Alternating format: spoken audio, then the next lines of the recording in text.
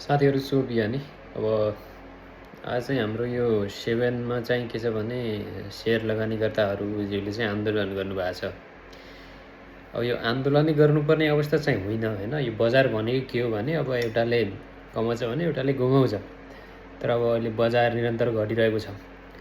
अब बजारमा विभिन्न बिचौलियाहरू र ठुला घरानाहरूले बजारलाई चाहिँ एकदमै म्यानुपुलेटिङ गरेर चाहिँ अगाडि लिएर गएको तथ्य हो।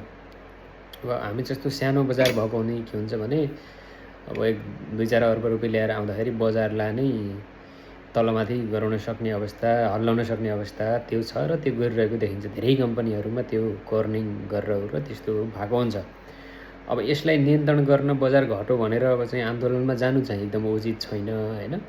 अब बजारमा आउने मान्छेले चाहिँ के बुझ्नुपर्छ भने हामीसँग चाहिँ यो पैसा जानु पनि सक्छ, आउनु पनि सक्छ। अब सबैभन्दा सेफ भनेको तपाईँको पैसाको लगानी के हुन्छ भने ब्याङ्कमा राखेको फिक्स डिपोजिट सबैभन्दा सेफ हो अहिलेको युगमा हेर्ने हो भने। अब अदरवाइज अब सबै सेक्टरहरू तपाईँ चाहिँ गोल्ड हेर्नुहोस्, सिल्भर हेर्नुहोस्, घर जग्गा हेर्नुहोस्, यिनीहरू के हुन्छ भने स्विङ आइरहन्छ, तल माथि भइरहन्छ। तपाईँले किनेको भावभन्दा धेरै तल झरेर कहिलेकाहीँ त्यहाँ होल्ड पनि हुनसक्छ, कहिलेकाहीँ फेरि धेरै माथि बढेर त्यहाँ होल्ड पनि हुनसक्छ। अब यो बजार पनि त्यस्तै हो। त्यसो भए हुनाले अब यसमा आन्दोलनमा जानुभन्दा पनि यद्यपि चाहिँ अब ठुला लगानीकर्ताहरूलाई छोड्दाखेरि के हुन्छ भने उनीहरूको ठुलो पुँजीले कारोबार गर्नु पाउँदैन, नपाउँदाखेरि अलिकति बजारमा प्रेसर पर्ने पनि हुन्छ। त्यस भएको हुनाले अब म जस्ता आम लगानीकर्ता साथीहरू चाहिँ अब बजार घट्छ भनेर घटिरहेको छ भनेर पिर मान्नु पर्दैन। आफ्टर केही समयपछि बजार फर्किन्छ। तपाईँहरूको स्टिल राम्रो कम्पनीहरूमा इन्भेस्टमेन्ट छ भने आत्तिनु पर्दैन।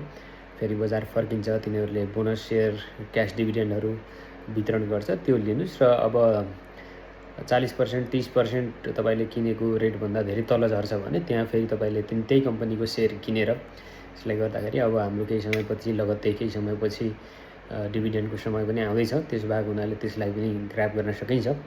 यावत बाटाहरू छन्, यसरी जाँदा ठिकै हुन्छ। आन्दोलन भन्ने कुरा यो सब चाहिँ काम नभएपछि गर्ने चिज हो। यद्यपि खराब भएको छन् भने त्यसलाई चाहिँ आवाज उठाउनुपर्छ। तर अहिले सरकारले त्यस्तो केही पनि गरेको चाहिँ मेरो एनालाइसिस र मैले चाहिँ देखिरहेको छैन। त्यस भएको हुनाले आन्दोलनमै जानु चाहिँ उचित होइन। बजार हो, तलमाथि हुन्छ, त्यो स्विङलाई चाहिँ अब त्यसलाई चाहिँ स्वाभाविक प्रक्रिया भनेर त्यसलाई चाहिँ सहन सक्नुपर्छ। अब अर्बौँ रुपियाँ कर्ब रुपियाँ गुम्न पनि सक्छ त्यो, किनभने बजार घट्दाखेरि। त्यसो भएको हुनाले आत्तिनुपर्ने केही छैन भन्ने मलाई लाग्छ।